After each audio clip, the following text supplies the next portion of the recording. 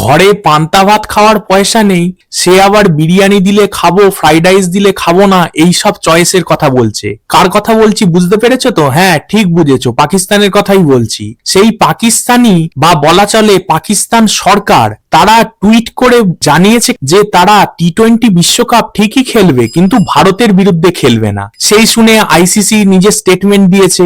সেই স্টেটমেন্ট দেখে পাকিস্তান এবং কিছু বাংলাদেশি ক্রীড়া মাধ্যমের মনে হয়েছে যে তারা নাকি সুর নরম করেছে, আইসিসি নাকি সুর নরম করেছে তাদের কাছে, এটা তাদের ধারণা। তো সেই নিয়েই কথা বলবো। আর আইসিসি কঠোর হলে কি কি শাস্তি পাকিস্তানের ওপর আসতে পারে, ইভেন বলা ভালো বাংলাদেশের ওপরেও আসতে পারে, সেই নিয়ে কথা বলবো। চলো ভিডিওটা শুরু করা যাক। Welcome to A to Z sports voice. তোমরা যদি চ্যানেলে প্রথম এসে থাকো তাহলে সাবস্ক্রাইব করে বেল আইকনটাকে বাজিয়ে দাও ফুটবল এবং ক্রিকেট সংক্রান্ত যাবতীয় আপডেট পাওয়ার জন্য। আর ডেইলি আপডেটেড থাকার জন্য আমাদের আদার social media ID Facebook, Insta এগুলোকে ফলো করে রাখতে পারো। নাও কাম টু দা পয়েন্ট। দেখো, তোমাদের কয়েকদিন আগেই জানিয়েছিলাম যে পাকিস্তানের অর্থাৎ পিসিবির চেয়ারপারসন মহসিন নাকবি তিনি জানিয়েছিলেন তিনি পাকিস্তান সরকারের সাথে অর্থাৎ পাকিস্তানের প্রধানমন্ত্রীর সাথে আলোচনা করে জানাবেন যে পাকিস্তান টি-20 বিশ্বকাপে খেলবে কি খেলবে না।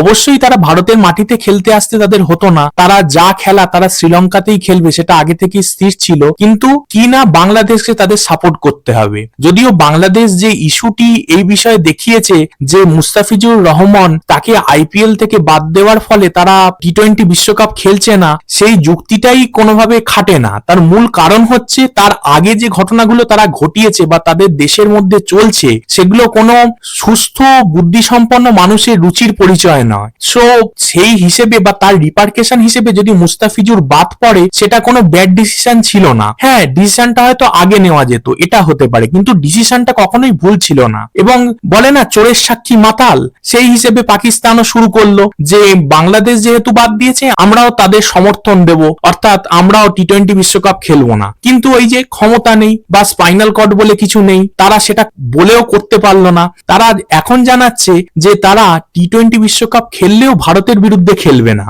তো আমরা দেখব যে আইসিসি যে স্টেটমেন্ট দিয়েছে সেটাকে আমরা স্ক্রিনে ভাসাচ্ছি এবং সেই স্টেটমেন্টটা পড়লে তোমরা বুঝতে পারবে সেই স্টেটমেন্টটা কোনোভাবেই একটা নমনীয় স্টেটমেন্ট ছিল না যে পাকিস্তান যদি না খেলে তাদের কোনো শাস্তি দেওয়া হবে না বা তাদেরকে রিকোয়েস্ট করা হচ্ছে, এরম কোনো ব্যাপার নেই। এবং এই স্টেটমেন্টের প্যারা নম্বর 3 তে লেখা আছে, the ICC Hopes that the PCB will consider the significant and long term implications for cricket in its own country, as this is likely to impact the global cricket ecosystem which it is itself a member and beneficiary of।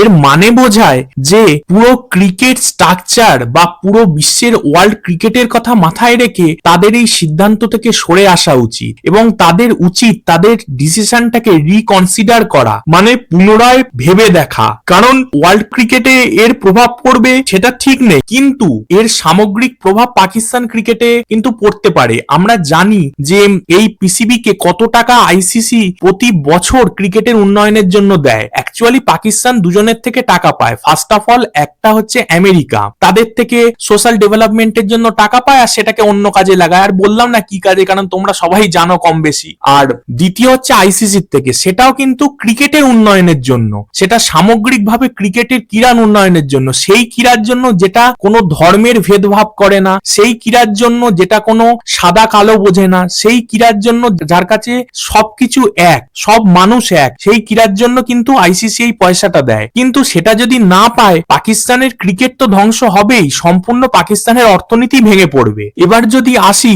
যে পাকিস্তান যদি সত্যি ভারতের বিরুদ্ধে match boycott করে, যদিও তাদের সেই ক্ষমতা নেই, শেষ অবধি তোমরা দেখবে ভারত পাকিস্তান ম্যাচ হবে এবং সময় মতোই হবে, তাহলে কি কি শাস্তি পাকিস্তানের ওপর নেমে আসতে পারে। ফার্স্ট অফ অল পাকিস্তানকে কিন্তু এই টি-20 বিশ্বকাপ থেকেই নিষিদ্ধ করা হতে পারে।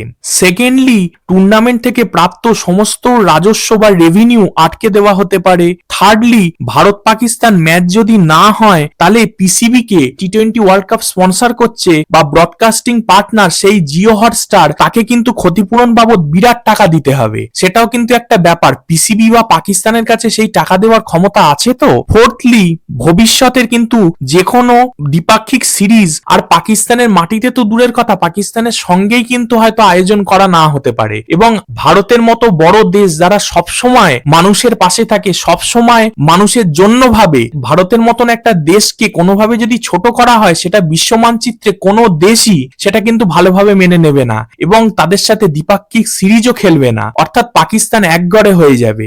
ফিফথলি, বিদেশি কোনো ক্রিকেটারকে পিএসএল খেলার জন্য এনওসি দেওয়া হবে না। সেক্ষেত্রে কিন্তু পিএসএল বলে কোনো টুর্নামেন্টই আর এক্সিস্ট করবে না। অ্যাকচুয়ালি যে বাংলাদেশের পাশে তারা দাঁড়াতে চাইছে, সেক্ষেত্রে তারা কিন্তু নিজের ক্ষতি তার থেকে অনেক বেশি হয়ে যাবে। বাংলাদেশের তো প্রায় 200 থেকে 300 কোটি টাকা ক্ষতি হয়েইছে, কিন্তু পাকিস্তান যদি এই টি-20 বিশ্বকাপ না খেলে, তাদের সেই ক্ষতির পরিমাণ চলে যেতে পারে প্রায় 1000 থেকে 1500 কোটি টাকায়। এটাও একটা ব্যাপার। সো আমার মনে হয় তারা নাটক করছে এবং নাটক শেষ হয়ে গেলে ঠিকই তারা টি-20 বিশ্বকাপে অংশ নেবে এবং ভারতের বিরুদ্ধে ম্যাচও খেলবে। চলো, ভিডিওটা ভালো লাগলে সাবস্ক্রাইব করে বেল আইকনটাকে বাজিয়ে দাও, লাইক করো, কমেন্ট করো, শেয়ার করো। Thanks for watching. জয় হিন্দ, জয় ভারত।